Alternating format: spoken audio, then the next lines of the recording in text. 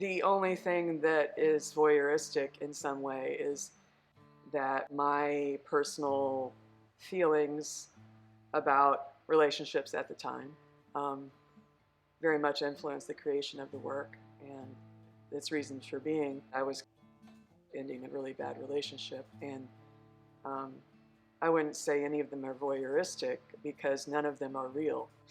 Like, for instance, the brides, the fading brides, they were real people, but they're not any real people that I know. So to me, they don't have an identity. They kind of stand for any woman of that era. You kind of impose your own narratives upon them. And all the collages are kind of playing around with different narratives, and they do touch on my own personal experiences and experiences of my friends and societal expectations. They're still relatable even though they're women in the past because they're familiar. The ideas of marriage and the expectation, I think, is still very much expected that women get married and have babies. Same for men, they're expected to get married and have children. That's like the goal. These are pieces of paper that have lasted, in some cases, probably longer than the people themselves, certainly maybe longer than some of the marriages that I have somehow managed to find and use as a kind of background canvas for these ideas. So these ideas wouldn't exist if those wedding announcements weren't still out there in the world.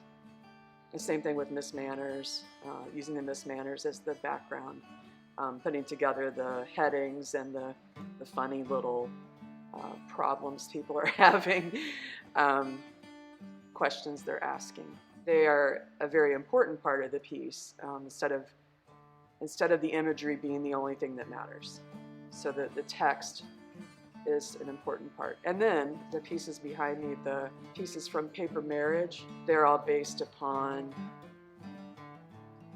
my mother kept all of her receipts from her entire marriage to my dad. Going through the receipts themselves, sorting through their history, where they lived, how much things cost. I found out all kinds of things about my family that I would have never known.